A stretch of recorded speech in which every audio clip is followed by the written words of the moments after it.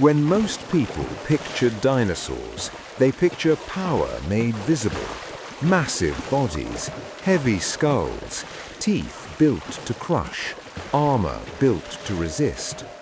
It is an image that feels intuitive because it matches what we often expect from a dangerous world. And yet, the deeper the fossil record is studied, the more it becomes clear that brute force was only one route to survival. For millions of years, many animals endured not by meeting danger head-on, but by avoiding it. Not by winning contact, but by preventing contact from happening at all. This is where Gallimimus enters the story. The name means chicken mimic, but the animal itself was no caricature. Gallimimus was a dinosaur shaped by a different kind of evolutionary pressure, one that does not produce horns or armor, but produces efficiency. Its skeleton points toward a life in which movement mattered more than confrontation, and in which the fastest decision was often the decision that kept an animal alive. Calling Gallimimus the dinosaurs' era's fastest runner is a powerful phrase, and it demands careful handling. In science, speed is not a label we can assign with certainty, the way we assign a chemical formula. We do not have stopwatches for extinct animals. We do not have living Gallimimus to test. What we do have is anatomy, physics, and context. We have bones that reveal proportions, joints that reveal ranges of motion, and environments preserved in rock that reveal the kinds of problems an animal had to solve in order to survive. So the question is not simply how fast was Gallimimus. The more meaningful question is, why was it built the way it was, and what did that design allow it to do? If speed mattered for Gallimimus, then speed must have paid for itself again and again across countless generations. It must have delivered an advantage large enough to shape an entire lineage. To understand that advantage, we must step into the late Cretaceous of Asia, roughly the final chapter of the dinosaur era, spanning the tens of millions of years before the end Cretaceous extinction. In what is now Mongolia, the rocks of the Gobi Desert preserve a world that was not the barren landscape we see today. These formations record river systems, floodplains, and seasonal changes that produced open habitats where visibility could be high and where moving through the landscape could expose an animal to risk. Open ground is unforgiving. In dense forests, cover can hide movement, break sightlines, and slow predators and prey alike. In open terrain, threats could be seen from far away, but only if an animal is watching and only if it can act quickly once it sees. In such settings, survival often depends on the timing of detection and the ability to create distance before a predator can close in. The critical moment is not always the long chase.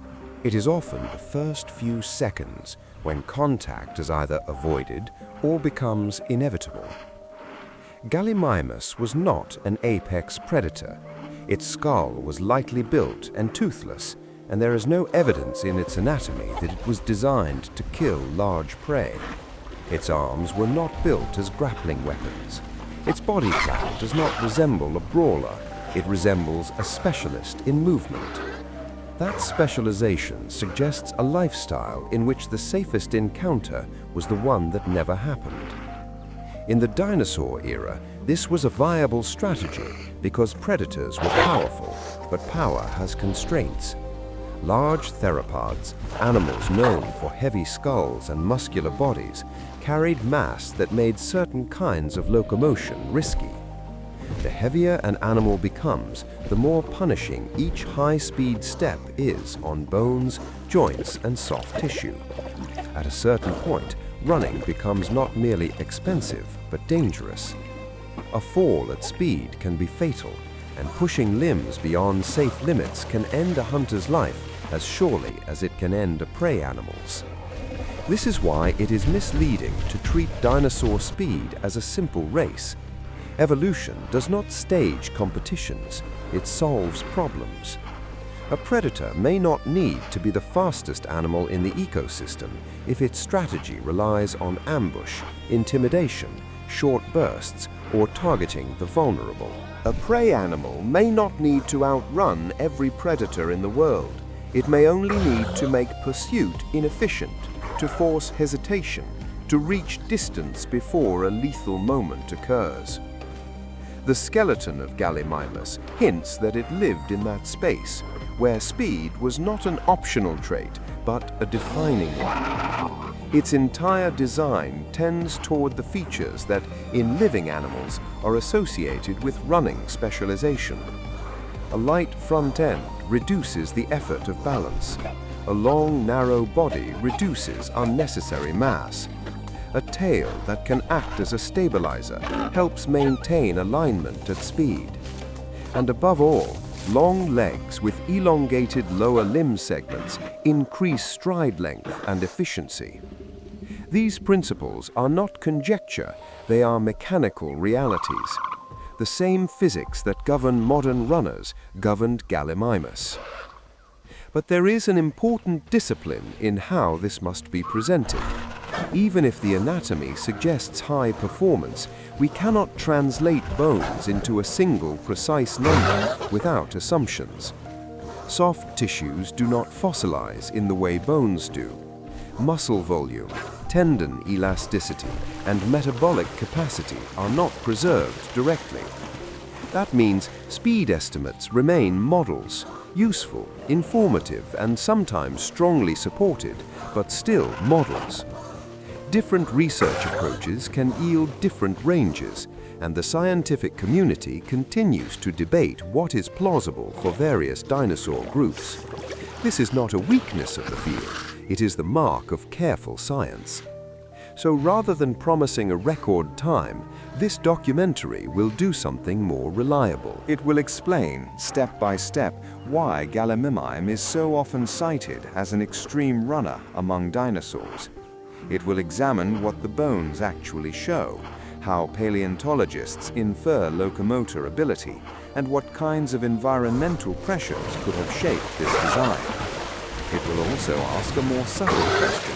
What kind of speed mattered most? Brief maximum velocity or sustained, efficient running that could be repeated day after day? From there, comparison becomes essential. Gallimimus did not exist alone. Other ornithomimid dinosaurs, close relatives with similar body plans, may have been comparable runners. Smaller theropods, sometimes imagined as swift, animals such as Velociraptor or Deinonychus, carried different anatomical priorities that may have favored acceleration or maneuverability rather than endurance. And the most famous giants of all, Tyrannosaurus and Spinosaurus, represent the opposite end of the evolutionary spectrum, where mass and ecological role impose limits on what speed can realistically do. Those comparisons must be made with care because they are easy to distort. It is tempting to belittle slow dinosaurs as inferior, but evolution does not value speed in a vacuum. Many dinosaurs were slow by design, protected by armor, horns, or sheer size. A heavily armored ankylosaur did not need to flee in the same way, and a giant sauropod could survive with a strategy that made running irrelevant. Slowness was not necessarily weakness, it was often the result of a different bargain with the environment.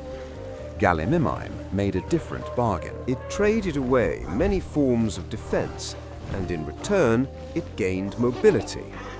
That trade carried risk. It meant vulnerability at close range, dependence on early detection, and reliance on terrain that allowed running to be effective. It also meant that injury, fatigue, or surprise could be catastrophic. Speed is powerful, but it is not invincibility. And yet, for millions of years, this bargain worked well enough to leave fossils in the rocks of Mongolia, evidence of a lineage that did not need to dominate its world to succeed within it. Gallimimus did not have to be the strongest dinosaur in its ecosystem.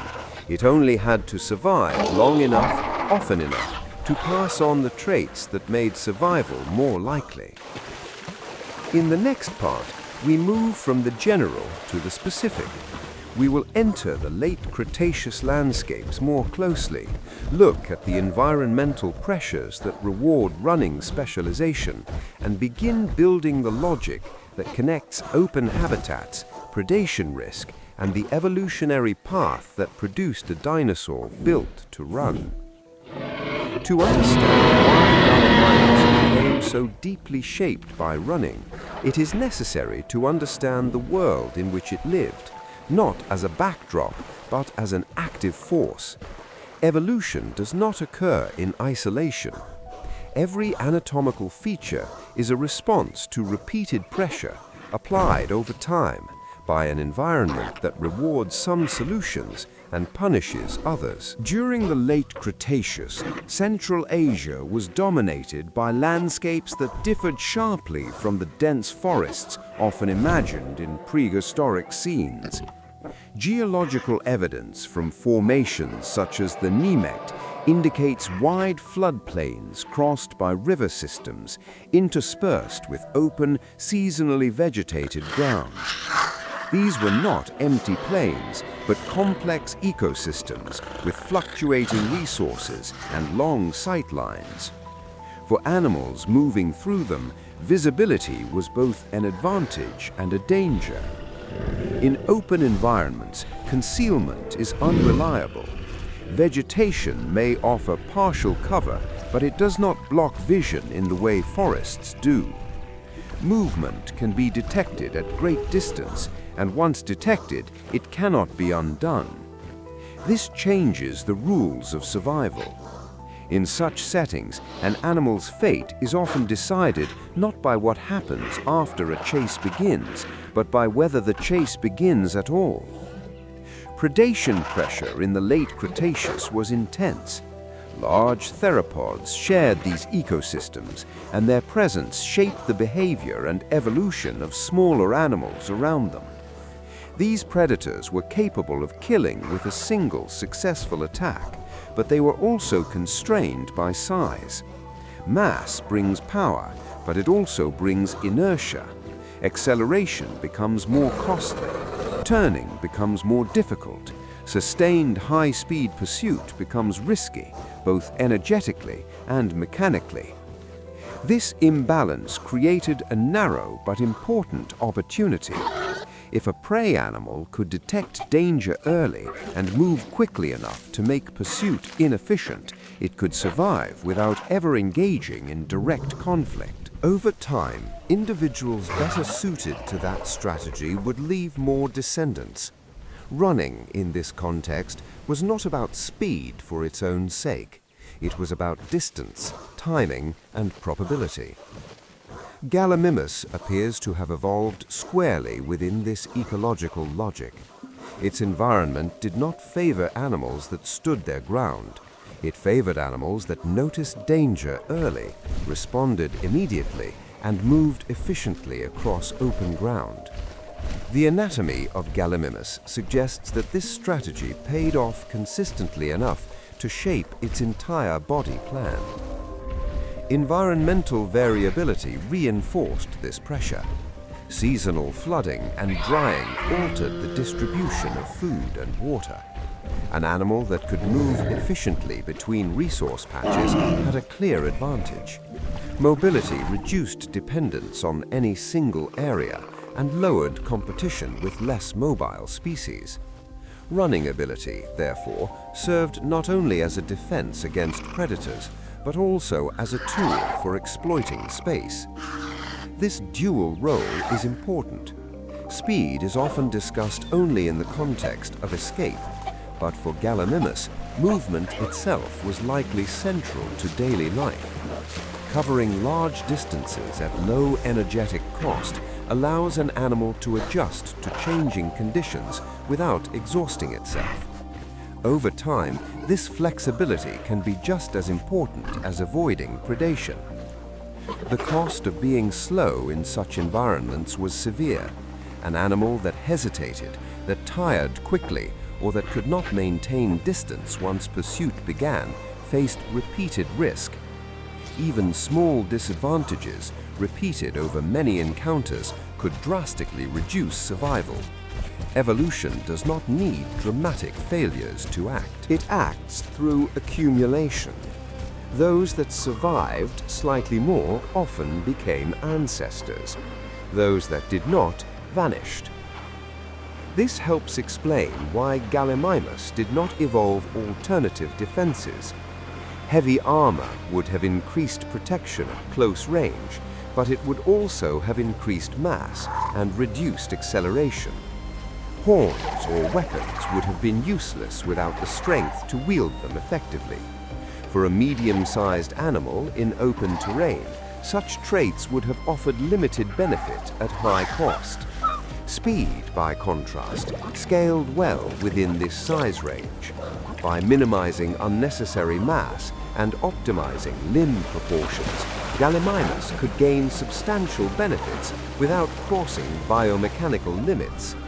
This made running not just advantageous, but economical in evolutionary terms. It is important to recognize that this strategy did not emerge instantly. Gallimimus belonged to a broader lineage of ornithomimid dinosaurs that shared similar adaptations. This suggests a gradual refinement of a successful design rather than a sudden innovation. Over time, selection favored longer limbs, lighter bodies, and more efficient movement patterns. What distinguishes Gallimimus is not the existence of speed within its lineage, but the degree to which that speed was emphasized while maintaining relatively large body size. This combination implies strong and persistent selective pressure. It also implies that the environments Gallimimus inhabited consistently rewarded mobility over confrontation. Yet even in these environments, speed was not a guarantee of safety. Open ground exposes animals not only to predators, but also to injury. Uneven surfaces, soft sediment, or obstacles increase the risk of falls. Running fast magnifies that risk. A single misstep can result in injury severe enough to eliminate the primary survival advantage. This reality places additional pressure on anatomy. Limbs must not only be long, but stable. Joints must permit efficient motion without excessive stress. Balance becomes critical. The skeleton of Gallimimus suggests that these factors were addressed through proportion and alignment rather than brute reinforcement. Speed also depends on timing. Early detection is essential. An animal that runs fast but notices danger too late gains little advantage. In open environments, vigilance becomes as important as locomotion. The two evolve together, or neither is effective. All of this leads to a crucial conclusion. Gallimimus was not simply fast because it could be. It was fast because slowness was consistently punished, and because the environment offered few alternative solutions. Its design reflects a long history of selection, favoring movement as a means of survival, resource access, and risk reduction. In the next part, this logic will be grounded more firmly in anatomy. We will look closely at the skeleton itself, examining how bone proportions, joint structure, and body balance reveal a dinosaur built not for fighting, but for running efficiently across the late Cretaceous landscape.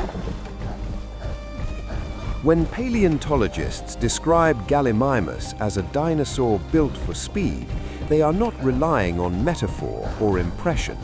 They are reading a mechanical system preserved in bone. Skeletons do not record behavior directly, but they do record constraints. They show what kinds of movement were easy, what kinds were costly, and what kinds were likely impossible. In the case of Gallimimus, those constraints align consistently with efficient terrestrial running.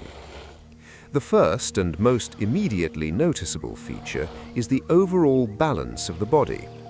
Gallimimus was bipedal, meaning all forward propulsion came from the hind limbs. In such animals, balance is critical. Excess mass at the front of the body increases the muscular effort required to keep the torso upright during movement and increases the risk of pitching forward at speed. Gallimimus avoids this problem through reduction. The skull is small, narrow, and completely toothless. This dramatically reduces weight at the front of the body, shifting the center of mass closer to the hips, where propulsion is generated. The neck, although long, is relatively slender and composed of lightweight vertebrae. Rather than functioning primarily as a feeding tool, the neck likely acted as a dynamic balancing structure during locomotion. In modern running animals, especially birds, the neck plays an active role in stabilizing the body during rapid movement, countering momentum and smoothing changes in speed and direction. Gallimimus shows the anatomical prerequisites for a similar function. The torso is narrow and laterally compressed. This shape reduces unnecessary mass and minimizes rotational inertia, making it easier to maintain alignment during forward motion. A broad, heavy torso would have increased the energetic cost of running and made rapid directional correction more difficult. Gallimimus sacrifices internal volume and robustness in favor of efficiency, a trade-off consistent with a running centered lifestyle. The clearest evidence of running specialization appears in the hind limbs. In animals adapted for speed, limb proportions follow predictable patterns. The lower segments of the leg, the tibia, and the bones of the foot tend to be elongated relative to the upper segment, the femur.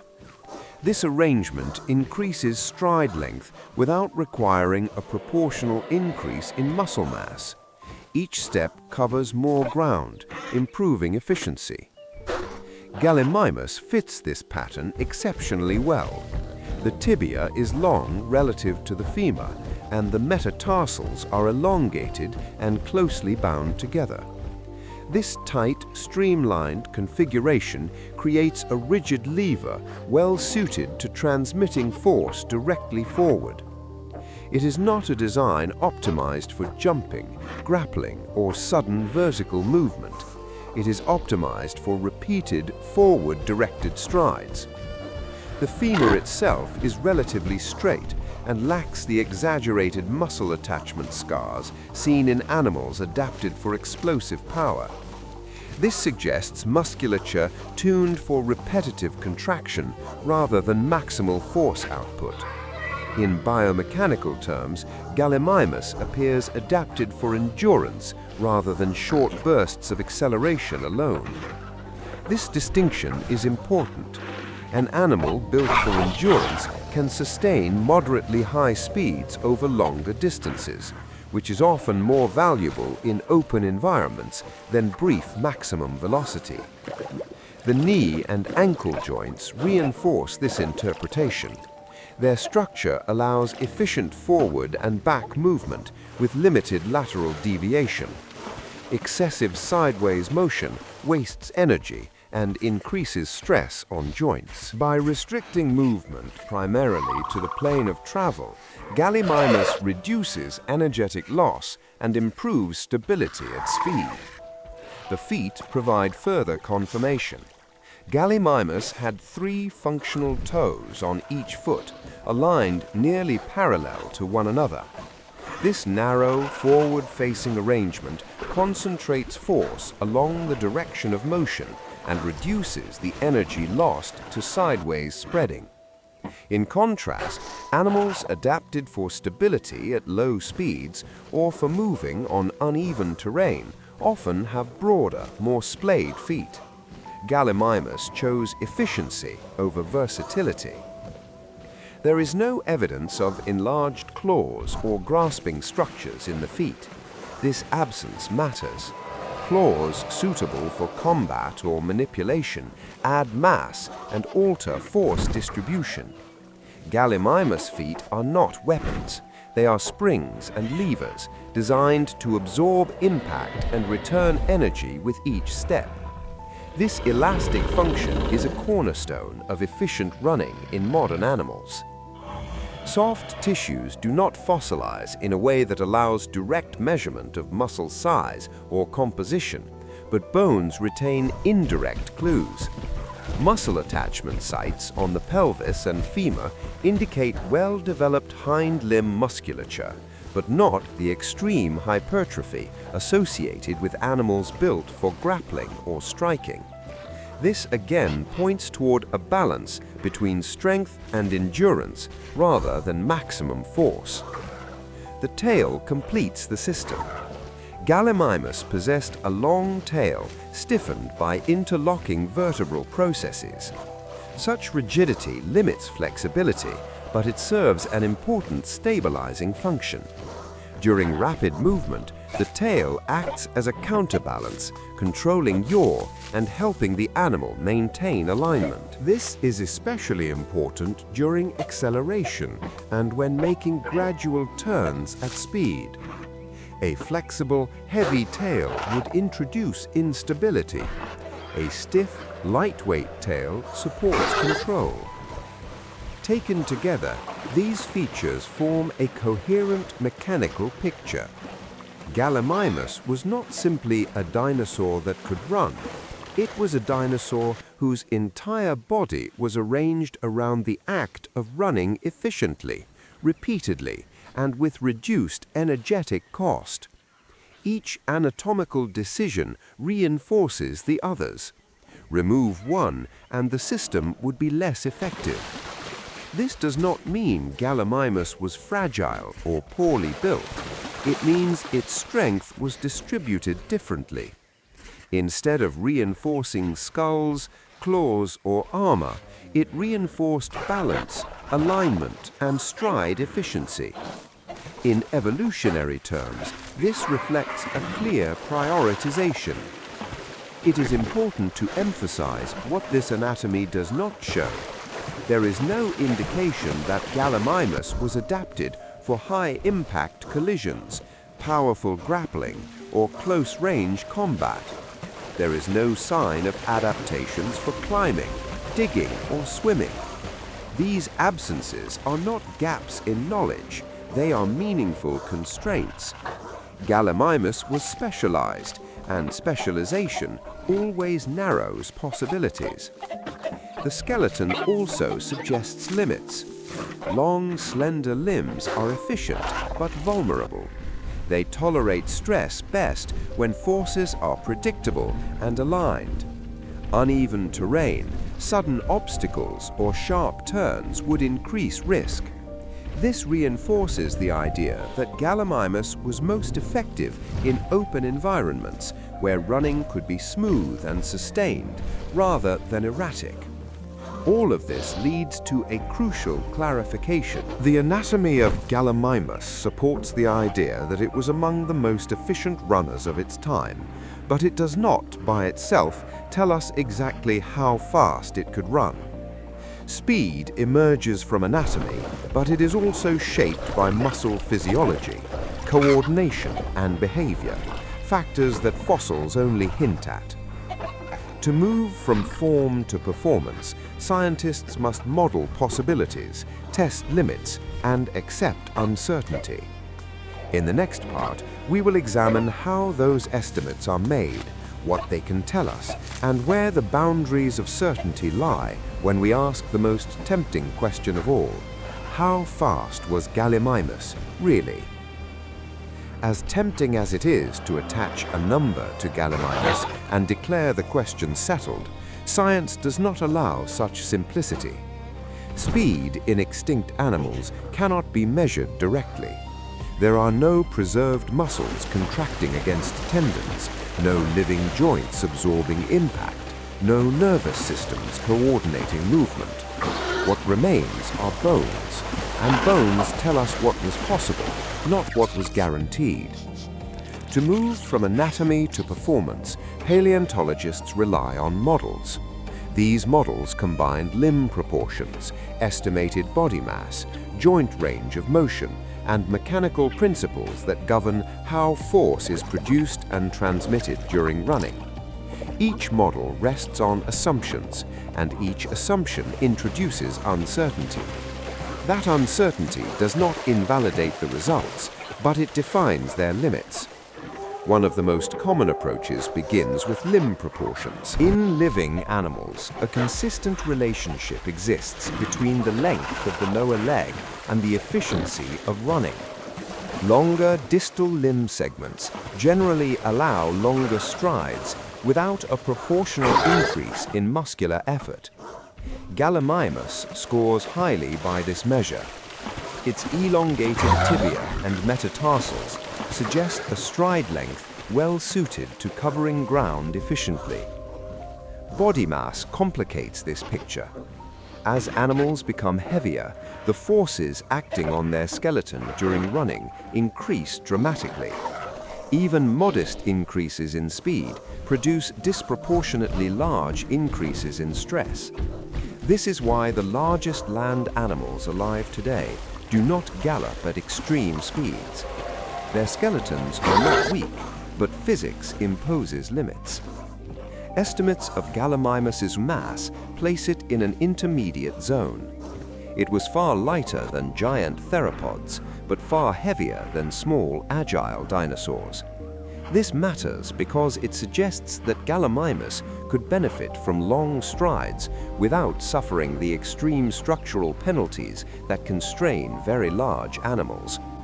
In biomechanical terms, it occupied a favorable window where efficiency and size could coexist. Some models that emphasize limb proportions and estimated muscle output suggest that Gallimimus may have been capable of speeds comparable to those of large modern running birds. Other models, which emphasize conservative limits on muscle force and bone stress, produce lower estimates. The disagreement is not trivial.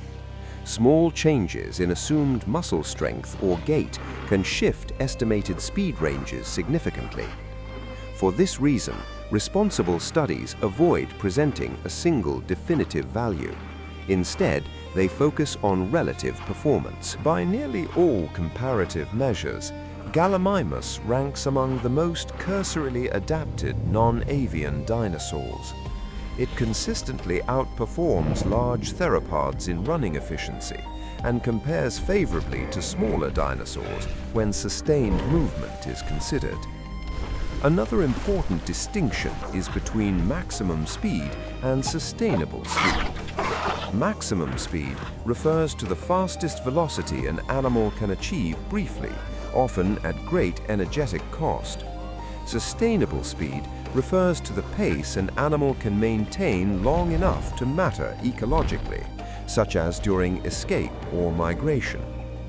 The anatomy of Gallimimus suggests that sustainable speed was likely more important than peak sprinting. Its limb structure favors endurance and efficiency rather than explosive power. In open environments, the ability to maintain separation over time often matters more than momentary acceleration. A predator may be able to surge briefly, but if it cannot sustain pursuit, the prey survives. Trackways offer limited insight into this question. Footprints attributed to ornithomimid dinosaurs show narrow track widths and consistent stride patterns, supporting efficient bipedal movement. However, trackways rarely capture animals at their limits. Substrate conditions, preservation bias, and uncertainty about the identity of the track maker all limit how much can be inferred. What trackways and models together support is a general conclusion rather than a specific number. Gallimimus was built to run well and to do so repeatedly. Whether it was the fastest dinosaur in absolute terms remains open to debate and may never be resolved conclusively. What matters scientifically is not the superlative, but the pattern. Gallimimus represents an extreme along a continuum. Many dinosaurs could run, some could run quickly. Few combined size, endurance, and efficiency in the way Gallimimus did. This combination is what makes it so valuable for understanding how locomotion evolves under pressure. At this point, the question shifts. Knowing that Gallimimus could run efficiently is only part of the story. The more revealing issue is how that ability was used in daily life. Speed has many possible functions, but not all of them apply equally to every animal. In the next part, we move from estimates and models to behavior constrained by evidence. We will examine what Gallimimus likely used its speed for, what it almost certainly did not use it for, and how running fit into a broader strategy of survival. Speed only matters if it solves a real problem. In evolutionary terms, an ability that is not used consistently enough to influence survival will not shape anatomy so profoundly. The structure of Gallimimus suggests that running was not an occasional behavior, but a central part of its daily existence. The question then is not whether Gallimimus could run, but why running mattered so much. The first and most obvious answer is predator avoidance. Gallimimus lived alongside large and dangerous theropods, animals capable of killing with a single successful attack. Gallimimus did not possess the anatomical tools to resist such predators at close range. Its skull was toothless and lightly built. Its forelimbs were not adapted for grappling or striking. There is no evidence of defensive armor or weaponry. Once contact occurred, the odds were not in its favor. This makes avoidance the most plausible strategy. Speed allowed Gallimimus to reduce the number of close encounters it faced. If danger was detected early, rapid movement could increase distance before a predator committed to pursuit. Even a small increase in separation could shift the cost-benefit balance for a large predator, making continued pursuit energetically inefficient or risky. Importantly, this does not require Gallimimus to be faster than every predator in a straight race. Predators do not pursue endlessly. They abandon hunts that are unlikely to succeed. If Gallimimus could maintain a lead long enough to trigger that abandonment, it survived. Evolution rewards that outcome, regardless of who might win an imaginary race under ideal conditions. Speed also functioned as a buffer against uncertainty. Predators do not always appear at optimal distances or angles. Terrain varies. Visibility fluctuates. In such unpredictable contexts, an animal that can respond quickly has more options.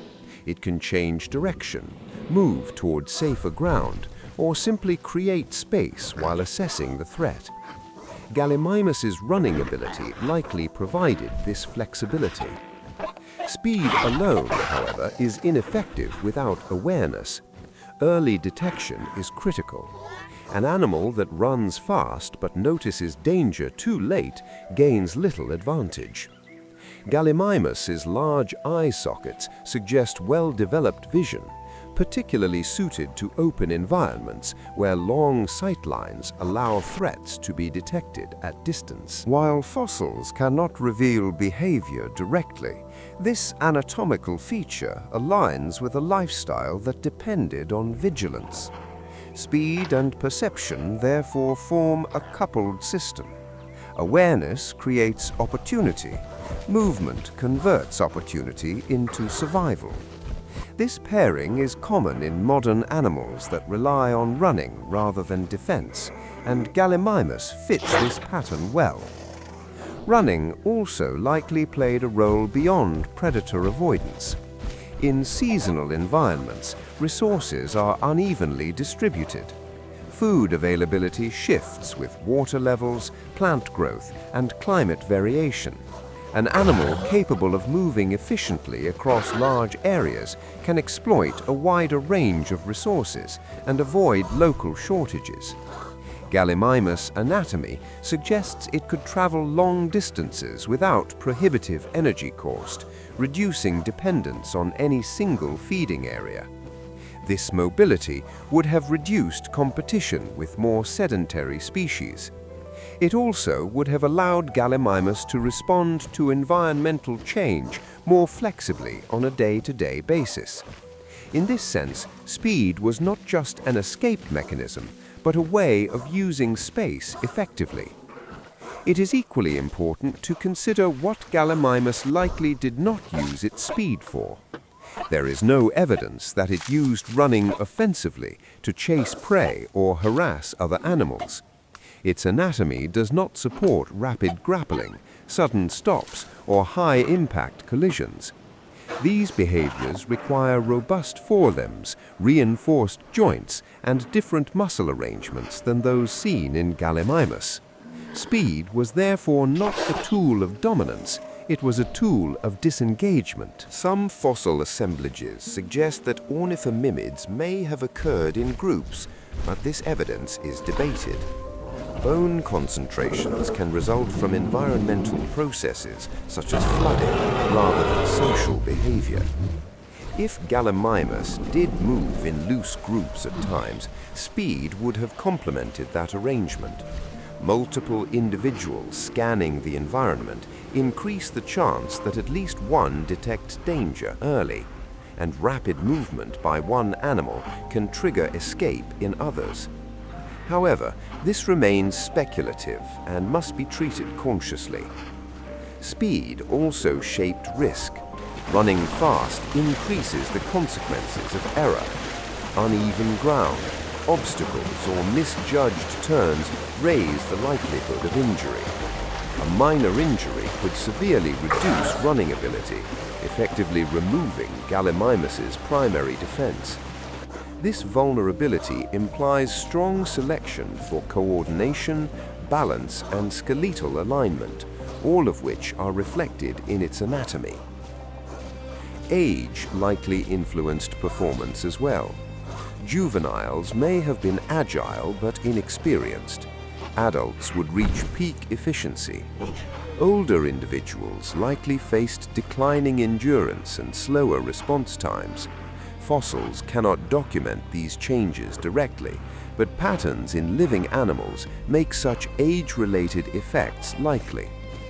This reinforces the importance of reaching adult size relatively quickly, reducing the duration of extreme vulnerability. Taken together, these considerations point to a clear conclusion. Gallimimus used speed as a comprehensive survival strategy, not as a situational advantage. Running reduced predation risk, expanded access to resources, and allowed flexible responses to a variable environment.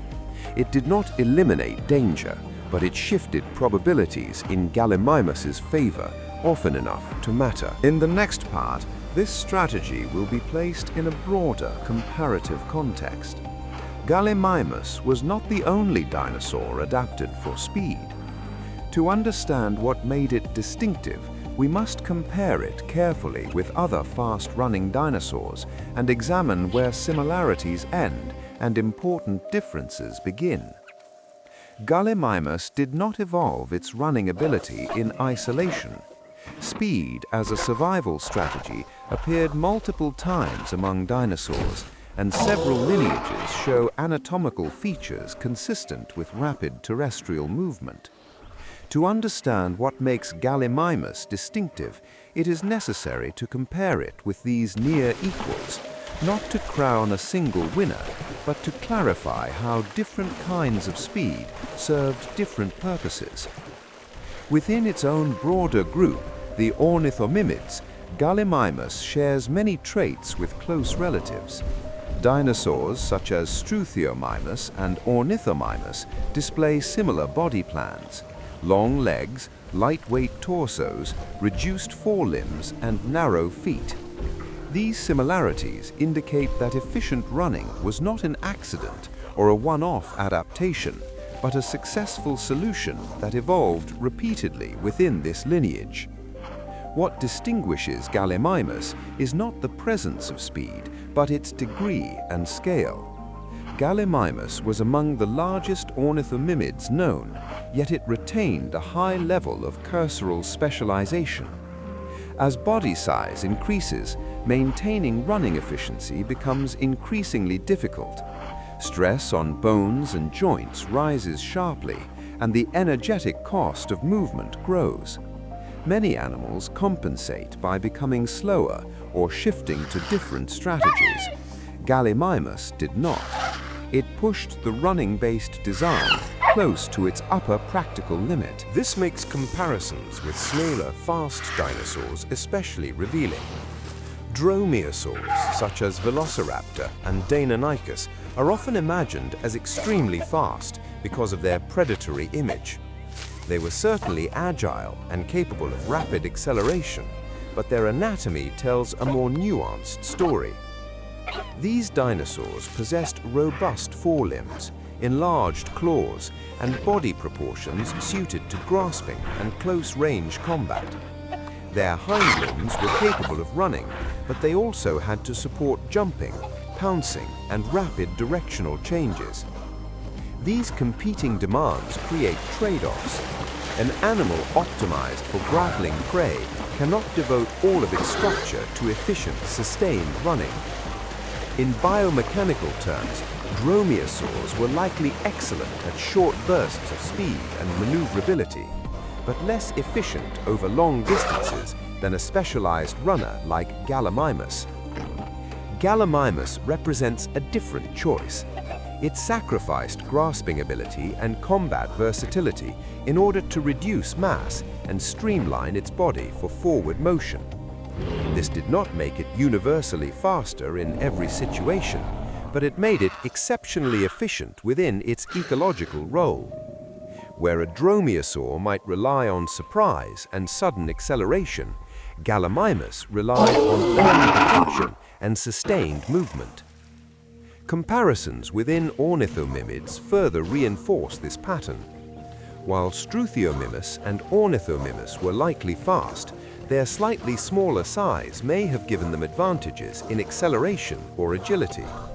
Gallimimus, being larger, likely faced greater constraints, yet its limb proportions suggest it compensated through stride length and endurance. This implies that Gallimimus was not necessarily the fastest sprinter among its relatives, but it may have been one of the most effective runners over distance. Speed, therefore, must be understood in context. It is not a single dimension. Maximum velocity, acceleration, endurance, and stability all contribute to real-world performance.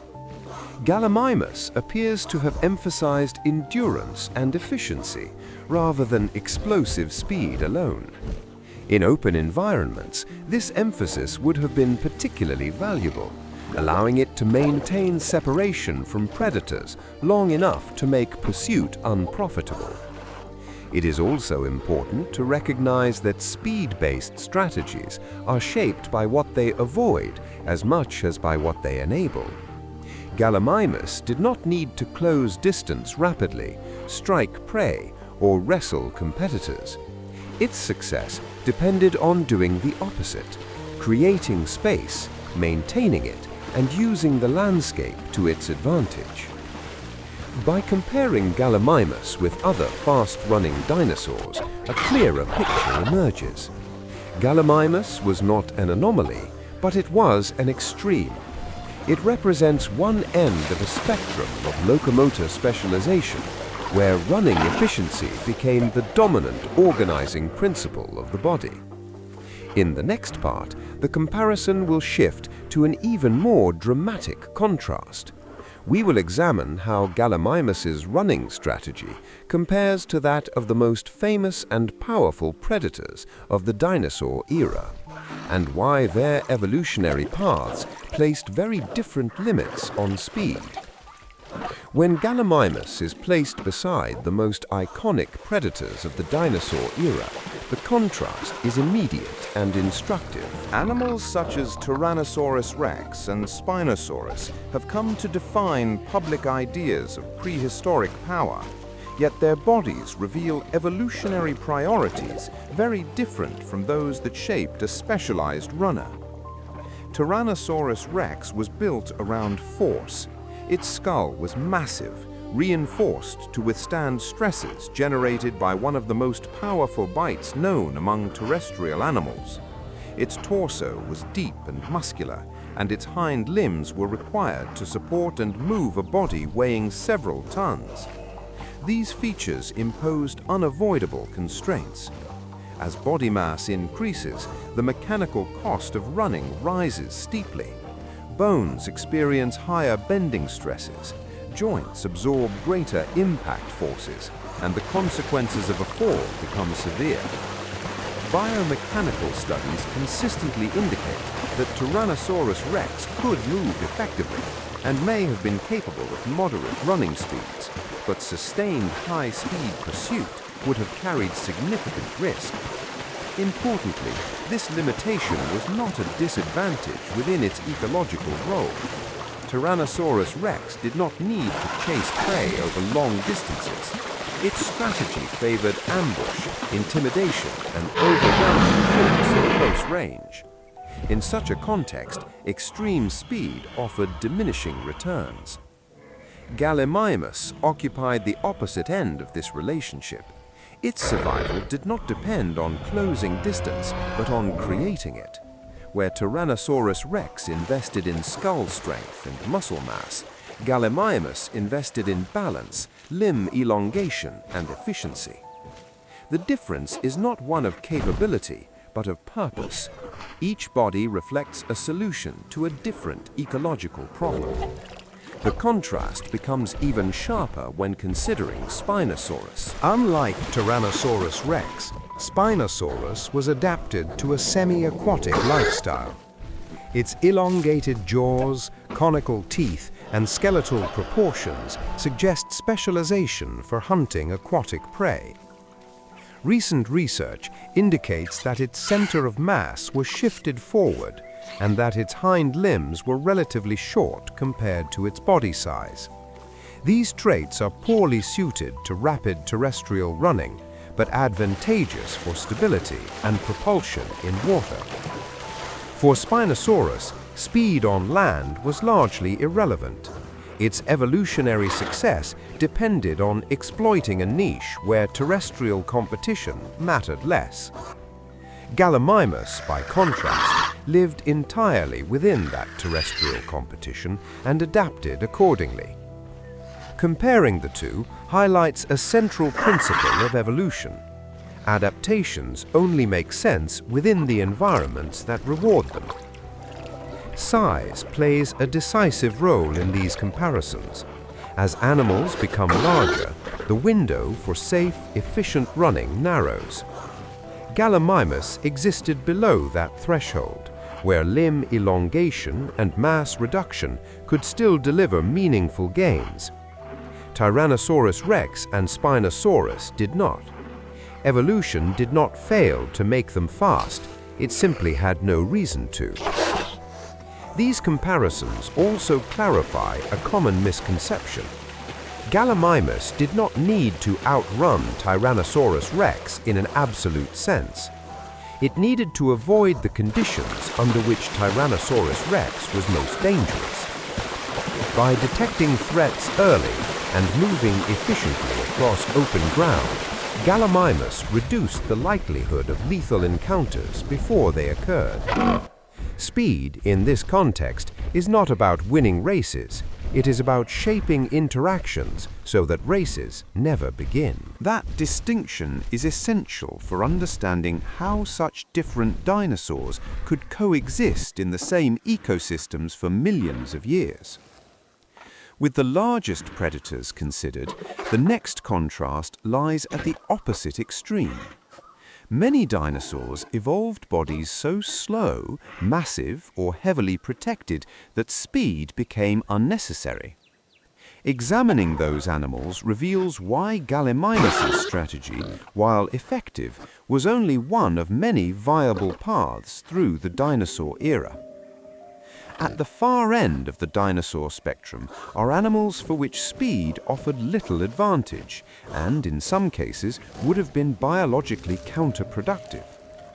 By examining these slow and very slow dinosaurs, the logic behind Gallimimus' extreme investment in running becomes clearer.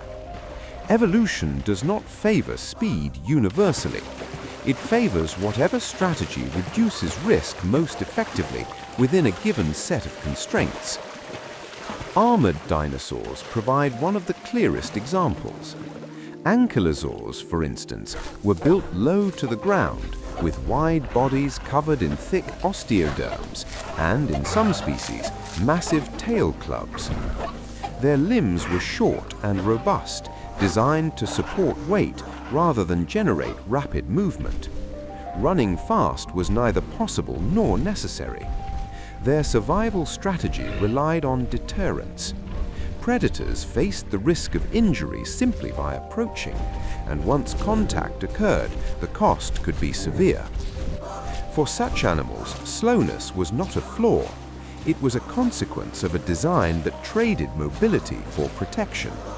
Energy that might have gone into long legs and light bones instead went into armor and reinforcement. Speed would have added little benefit and significant risk. Horned dinosaurs followed a similar logic through different means. Ceratopsians, such as Triceratops, were large, heavily built animals with powerful limbs and reinforced skulls. Their horns and frills were not ornaments, but functional structures capable of inflicting damage and absorbing force.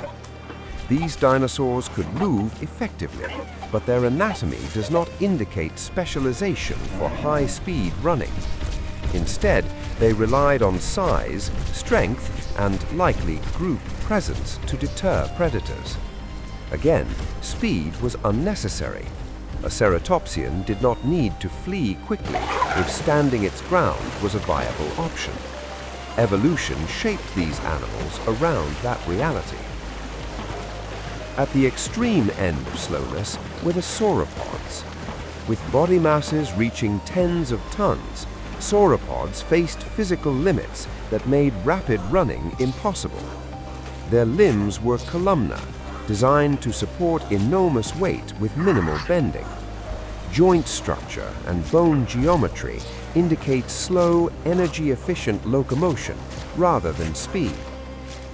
Yet sauropods were among the most successful dinosaurs of all time, persisting for over 100 million years. Their survival strategy relied on size, reach, and sheer presence. Predators could threaten juveniles, but fully grown adults were largely immune to attack. In such animals, speed would not have improved survival. It would have introduced danger without benefit. These examples illustrate a central point. Speed is only valuable when it addresses a specific problem. For dinosaurs protected by armor, weapons, or size, that problem did not exist. For Gallimimus, it did.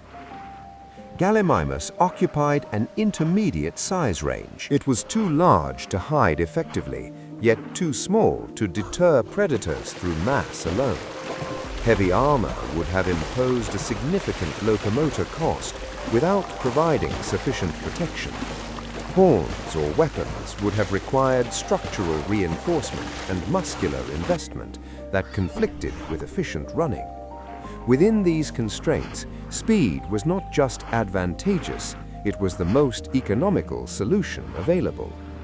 This also explains why Gallimimus's body appears so narrowly focused. Specialization emerges when trade-offs are consistent and predictable.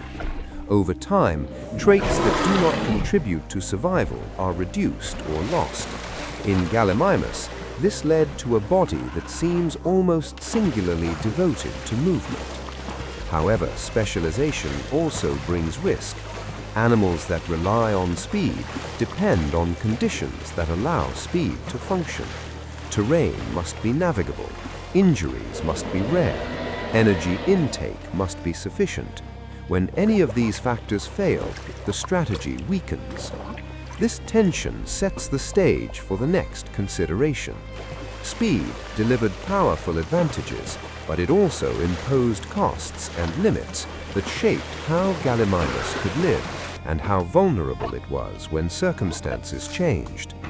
In the next part, we will examine those limits in detail, exploring the energetic, mechanical, and environmental constraints that define where speed succeeds and where it fails. Speed is often described as an advantage, but in evolution, every advantage comes with cost. The same anatomical features that allowed Gallimimus to move efficiently also imposed limits on where, when, and how that speed could be used. Understanding these constraints is essential because without them, speed becomes a myth rather than a biological strategy. Running is energetically expensive. Even in animals optimized for locomotion, muscle contraction consumes large amounts of energy and heat builds rapidly. Gallimimus reduced these costs through limb proportions and balance, but it could not eliminate them. Sustained movement required consistent access to food and water. In periods of scarcity, the energetic margin that made speed viable would have narrowed. This dependence ties speed directly to environmental stability. In seasonal landscapes, periods of drought or reduced vegetation would have constrained movement. Gallimimus could travel far, but only if it could fuel that travel. Speed that cannot be maintained becomes unreliable, and unreliable defenses are poor defenses. Terrain also placed strict limits on performance. Gallimimus was best suited to open, relatively firm ground where long strides could be used safely. Soft mud, uneven sediment, dense vegetation, or cluttered terrain would have reduced speed and increased risk. Long, slender limbs perform best when forces are predictable and aligned. On unstable ground, those same limbs are more vulnerable to twisting and impact stress. Injury was perhaps the greatest threat to a speed-based strategy. Gallimimus lacked secondary defenses that could compensate for reduced mobility. A strained tendon, a damaged joint, or a fractured toe could dramatically reduce running efficiency. Even minor injuries might have turned a highly adapted runner into an easy target. This vulnerability implies strong selective pressure for coordination and skeletal durability, but it does not remove risk. Speed increases the consequences of error. A fall at low speed may be recoverable. A fall at high speed can be fatal. The faster an animal moves, the narrower its margin for mistake. Age would have amplified these risks. Juveniles, though lighter, would have lacked experience and fully developed musculature. Older individuals likely faced declining endurance, joint wear, and slower reaction times. Fossils cannot document these changes directly, but patterns in living animals make them likely. Speed is rarely maintained evenly across an entire lifespan. Another constraint lies in reaction time. Speed is only useful if it can be deployed early enough. If a predator appears at close range, even the fastest runner gains little advantage. Ambush tactics exploit this weakness. In such situations, Gallimimus's strategy depended heavily on vigilance and environmental awareness. Speed without detection is meaningless. Most importantly, speed offered no protection against large-scale change.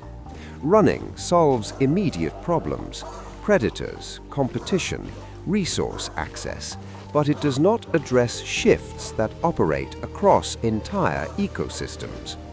Volcanic activity, climate change, habitat loss, and disruptions to food webs occur on scales that individual adaptations cannot counter. At the end of the Cretaceous, such forces reshaped the planet. Ecosystems collapsed faster than evolutionary processes could respond. Gallimimus did not disappear because its strategy was flawed. It disappeared because the conditions that made that strategy effective no longer existed. These limits do not diminish the significance of Gallimimus's adaptations. Instead, they clarify them. Speed was not a universal solution. It was a precise one, tuned to a specific set of pressures that persisted for millions of years. Gallimimus represents an evolutionary balance point. It shows how far running specialization could be pushed before costs outweighed benefits. It also illustrates the fragility of specialization when environments change rapidly. With these constraints in mind, the final step is to examine how modern science interprets Gallimimus today, how debates over speed, posture, and performance continue, and what this dinosaur reveals about the broader process of evolution. More than half a century after its formal description, Gallimimus continues to play a central role in how paleontologists think about dinosaur locomotion. Its importance does not come from mystery or spectacle, but from clarity. Compared to many dinosaurs known only from fragmentary remains, Gallimimus is represented by relatively complete skeletal material. This has made it a frequent reference point in studies that attempt to reconstruct how dinosaurs moved, how fast they could travel, and where the limits of those reconstructions lie. Because of this, Gallimimus has become something of a benchmark. When researchers develop new biomechanical models, test assumptions about muscle force, or explore the relationship between limb proportions and performance, ornithomimids are often included. Gallimimus, in particular, provides a clear signal of running specialization that allows models to be compared and refined. Its skeleton is not ambiguous in its overall direction, even if details remain debated. One of the most persistent debates concerns speed estimation itself. Different studies, using different modeling approaches, have produced different results. Some emphasize limb length and stride mechanics and arrive at relatively high potential speeds. Others place greater weight on conservative estimates of muscle force and bone stress, producing lower values. These disagreements are not contradictions so much as reflections of uncertainty. Running speed depends on many interacting variables: muscle strength, tendon elasticity, neuromuscular coordination, and metabolic capacity all influence performance, yet none of these are preserved directly in fossils. Bones can indicate what was structurally possible, but they cannot tell us how close an animal routinely operated to those limits. As a result, modern paleontology has shifted away from single-number claims and toward ranges, probabilities, and relative comparisons. Within this framework, Gallimimus is best understood not as an undisputed record holder, but as one of the clearest examples of extreme cursorial specialization at a relatively large body size. Smaller dinosaurs may have achieved higher peak speeds. Others may have been better accelerators. What makes Gallimimus stand out is the balance it achieved between size, efficiency, and endurance. This perspective also reflects how interpretations have changed over time. Early reconstructions of dinosaurs were influenced by outdated ideas that portrayed them as sluggish, tail-dragging animals. As views shifted toward more active, upright postures, Gallimimus became one of the species that helped anchor that transition. Its limb proportions and joint structures support a fully erect, dynamically balanced stance, consistent with sustained locomotion. Modern interpretations often draw cautious comparisons with living animals, especially large flightless birds. These comparisons help illustrate mechanical principles, such as how limb length affects stride or how balance is maintained during running. However, paleontologists are careful not to equate dinosaurs directly with modern birds. Differences in muscle arrangement, respiratory systems, and soft tissue architecture limit how far such analogies can be taken. Gallimimus is therefore treated not as a direct analogue of any living species, but as its own solution to shared physical constraints. Despite decades of research, important questions remain unresolved. How did Gallimimus perform on uneven or soft substrates? How did locomotor ability change as individuals grew from juveniles to adults? Did different ornithomimid species occupy slightly different running-related niches within the same ecosystems? These questions persist not because of lack of effort, but because the fossil record cannot preserve every variable required to answer them definitively. What Gallimimus ultimately offers modern science is not certainty, but insight. It shows how far evolutionary processes can push efficiency without crossing structural limits. It demonstrates how anatomy reflects compromise as much as optimization, and it reminds researchers that performance must always be interpreted within context, not abstracted into simple rankings. With these debates and interpretations in view, one final step remains. Beyond mechanics and comparison, Gallimimus tells a broader story about evolution itself, about how survival can be achieved through restraint, timing, and movement rather than force. That broader meaning forms the closing reflection of this documentary. When the story of Gallimimus is viewed as a whole, it becomes clear that its significance lies not in superlatives, but in perspective. Gallimimus was not defined by dominance, nor by the ability to impose itself on its environment.